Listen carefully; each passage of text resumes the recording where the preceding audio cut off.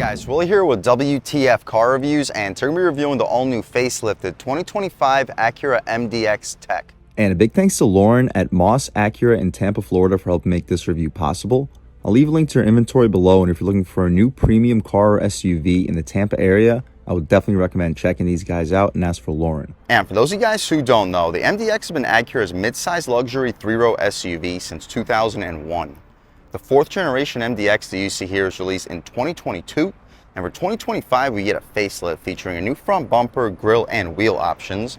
The major changes are saved for the interior, where Acura has finally ditched the touchpad infotainment interface in favor of an all-new 12.3-inch touchscreen with Google built in. The 2025 MDX gets upgraded audio systems all throughout the lineup. The base adds 2 speakers for 2025. The upgrade, which used to be an ELS system for the previous model years, is now a more powerful 19-speaker Bang & Olufsen system that we have here, which is bumped to 31 speakers for the Type S models. We also get rear laminated glass to match the front, and there are 6 trims available for the 2025 MDX, ranging from the $51,000 base up to the $75,000 Type S Advance. But here we have the Tech with a base price of $56,000 with front-wheel drive. What else do we get for that money?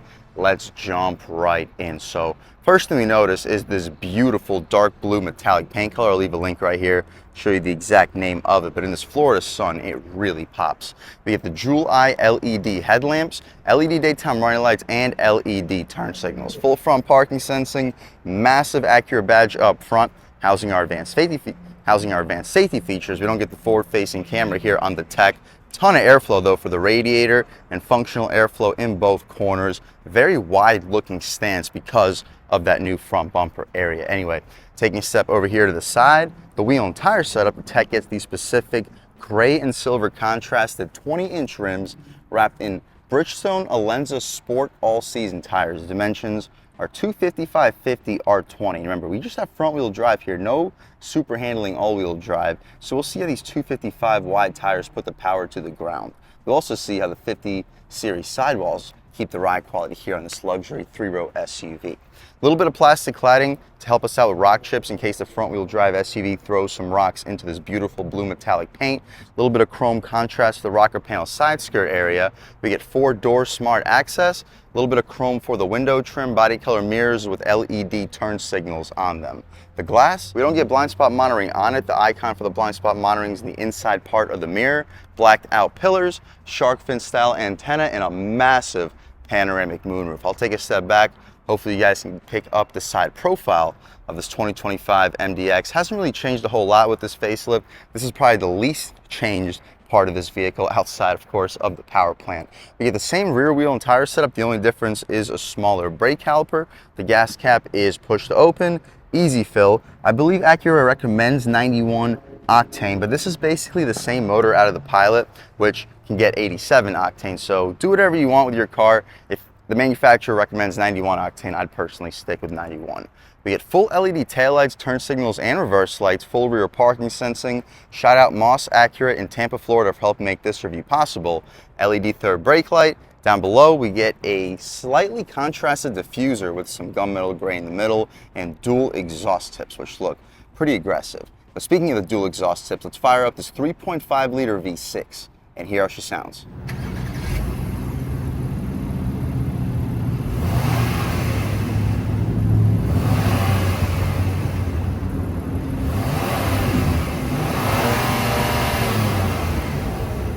Alright guys, that was the sound of the 3.5-liter V6 sold by Acura for the 2025 MDX.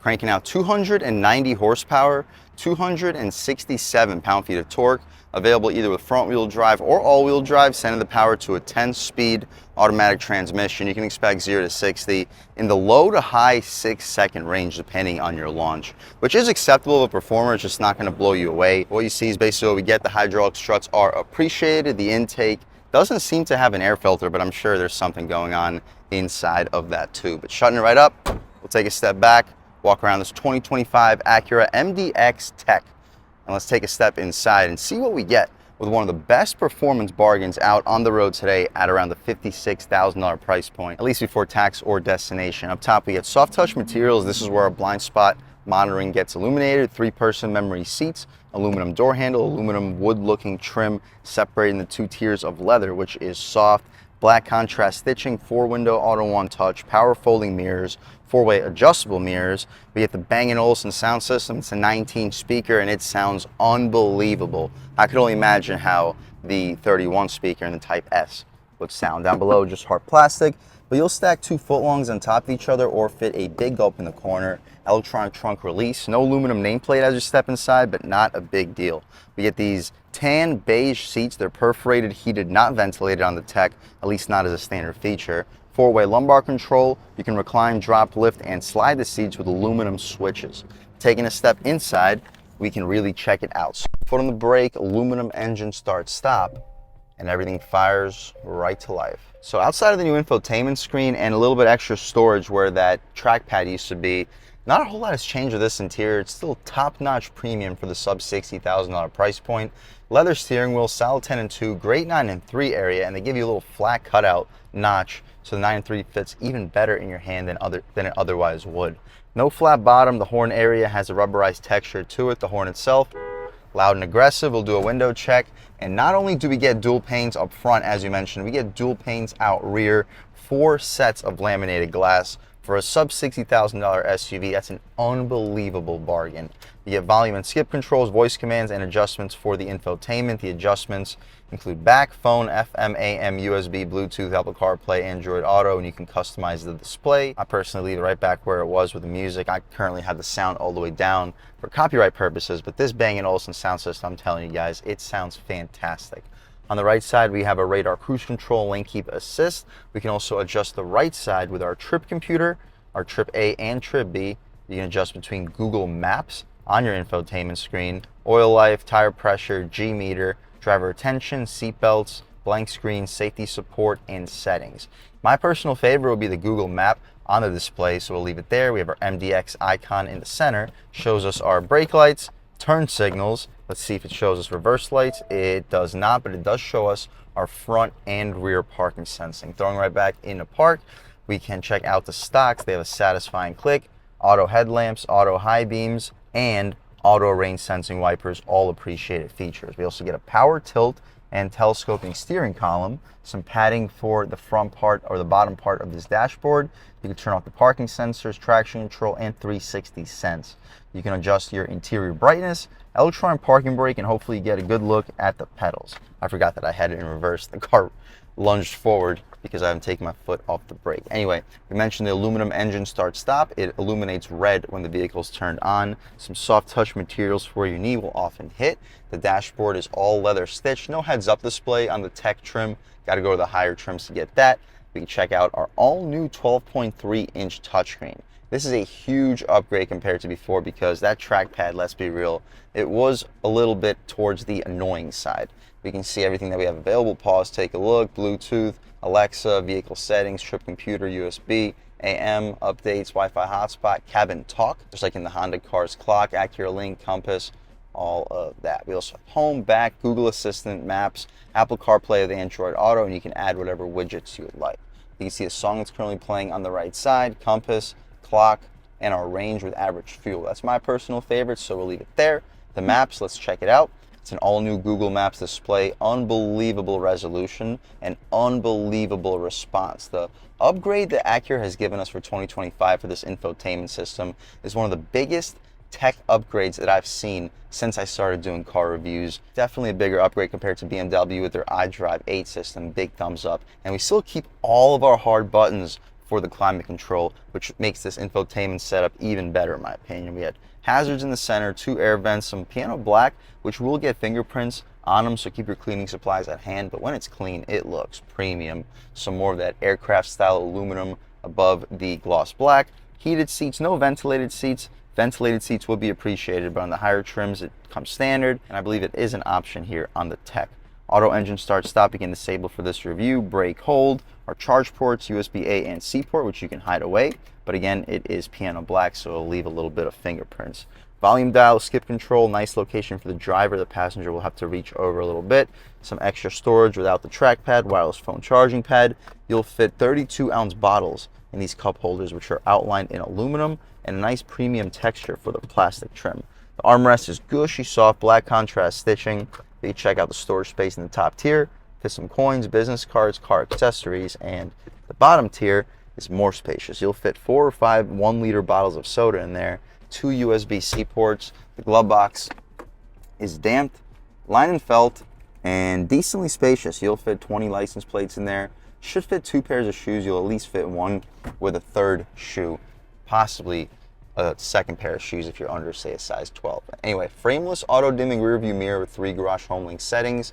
Interior lights are LED, sunglass holder, and a panoramic moonroof. The shade opens up decently quickly.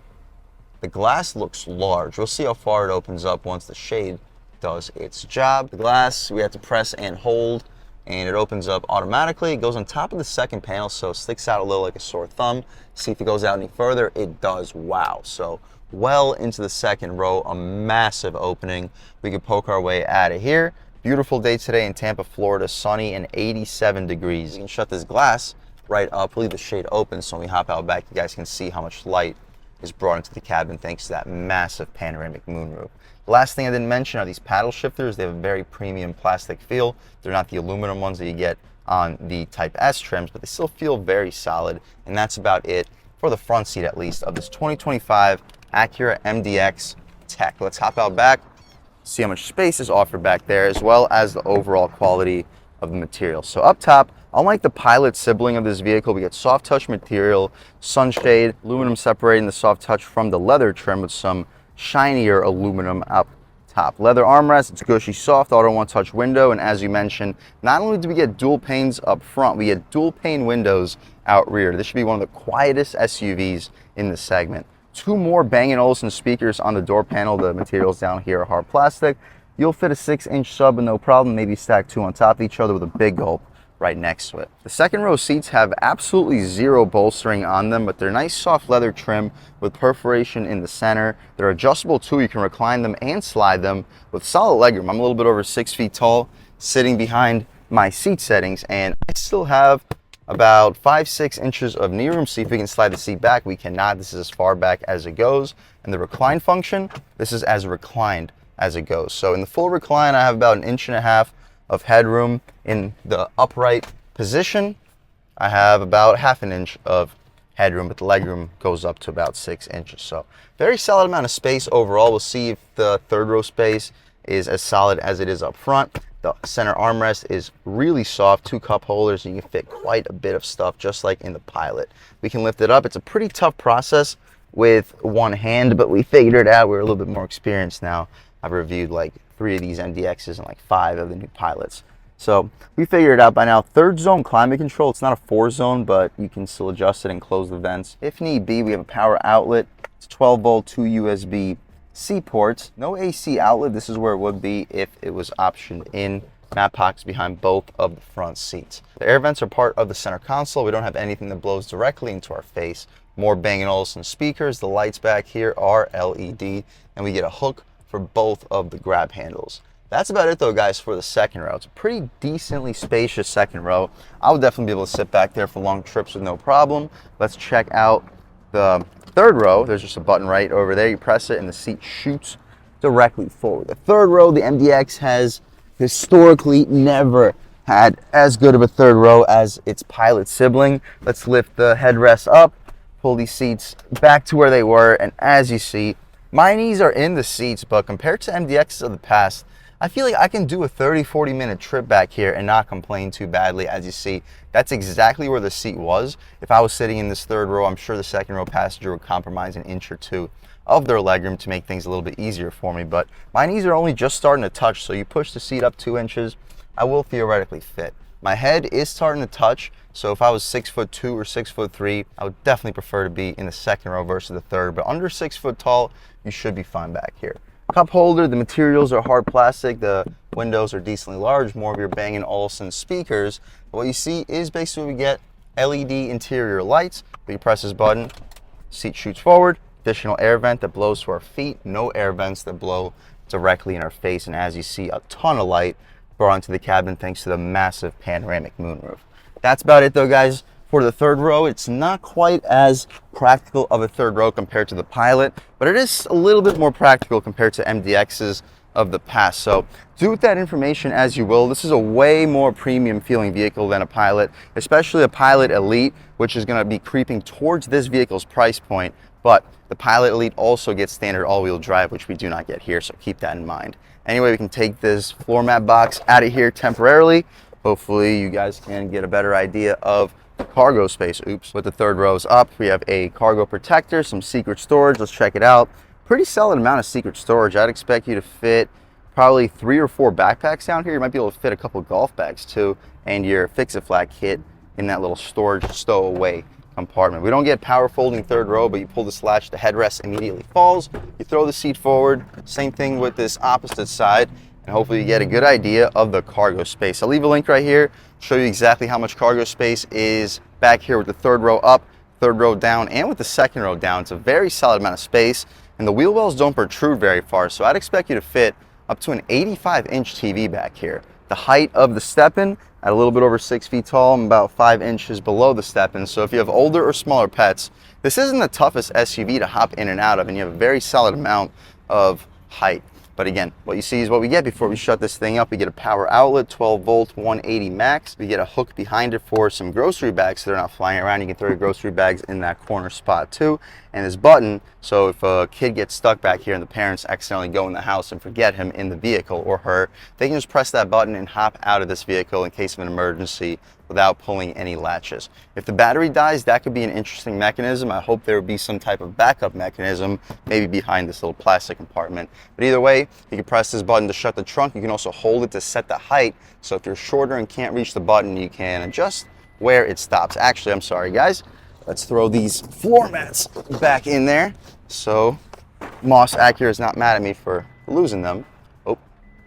It gives you a second to step back if you have grocery bags in your hands, not to worry about getting doofed in the head. But that's about it for the inside and outside of this all-new facelifted 2025 Acura MDX. It was already an excellent-looking luxury SUV, but they've built upon it really well. And with the interior now being more practical with the touchscreen, finally ditching the trackpad, that was what was stopping a lot of people with going from the Acura MDX, because for an extra $5,000-10,000 bucks, there's competition from BMW, Audi that has a more user-friendly interface. But now with this new Google built-in 12.3-inch touchscreen, I think this might be the most user-friendly interface in the luxury mid-size segment today.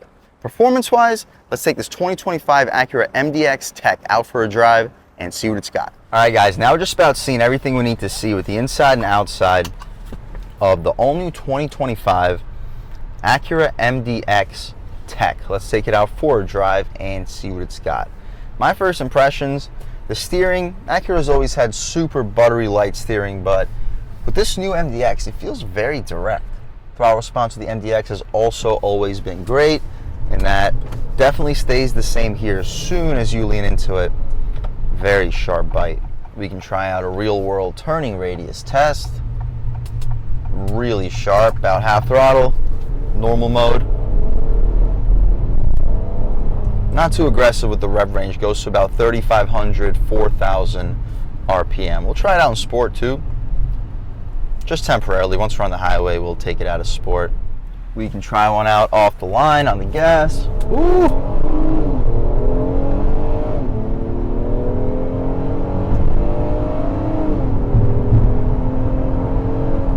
So definitely doesn't blow you away, but I mean, it gets up and goes.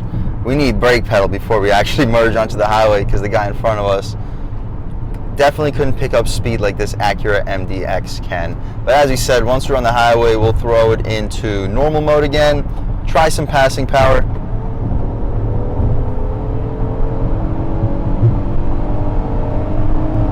It is a screamer up top. You look down and you are moving. On the concrete pavement, you are starting to hear a little bit of road noise, but definitely nothing unbearable, competitive to what you would get from, like, say, the German competition. We can try it out in comfort mode, see what changes up. Throttle gets less sensitive. Steering stays about the same. Try out these paddles, sport mode. Aggressive downshifts, fourth gear. Good torque. And up top, this thing can pull. Brakes work well.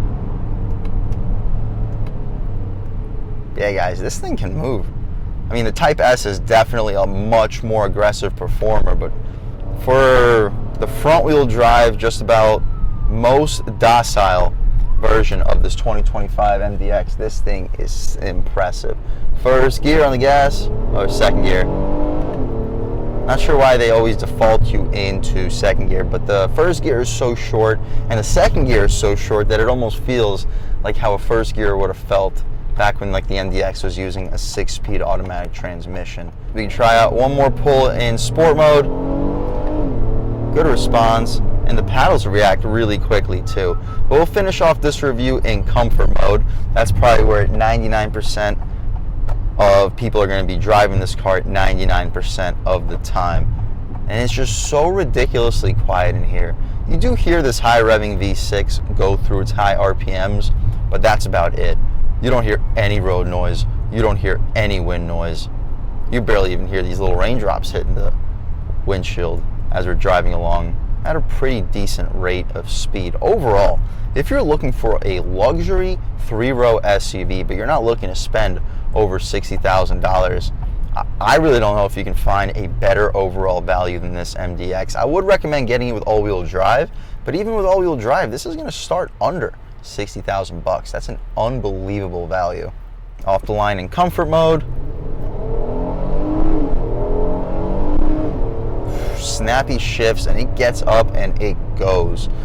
Whew. But as I just said, if you're looking for a luxury 3-row SUV that'll do 0 to 60 in under 7 seconds, seat 5 to 6 full-size adults comfortably, and feel like a top-notch premium SUV while at a competitive with something you get from the German competition, the Acura MDX has always been a great way to go, especially now that it has the updated infotainment system. The pre-facelift with the trackpad, yes, people got used to it, and at the end of the day, it wasn't the biggest deal, but this you don't have to get used to. It's already out the box, one of the most user-intuitive systems on the road today, and I would definitely recommend checking out an Acura MDX with the tech package. I just would recommend checking it out with all-wheel drive. And a big thanks to Loren and the rest of the management and staff here at Moss Acura in Tampa, Florida for helping make this review possible. I'll leave a link to your inventory below, and if you're looking for a new car, SUV, or truck in the Tampa area, I would definitely recommend checking these guys out and ask for Loren. And a huge thanks to all you guys for watching. I had a great time making this video. If you're new to the channel, please subscribe. If you've already subscribed, thank you so much. You guys know the channel is just not possible without you, and I really appreciate the constant support. But again, if you haven't subscribed yet, please subscribe. Leave a like too. It really helps me out, the YouTube algorithm. That's how these videos get promoted to new people. Leave a comment. Let me know what you like. Let me know what you don't like. Leave a comment. Let me know if there's any specific cars, SUVs, or trucks you want to see reviewed on this channel, and I'll definitely try getting those videos for you ASAP. But other than that, again, thank you guys so much for watching, and I hope all of you have a great day.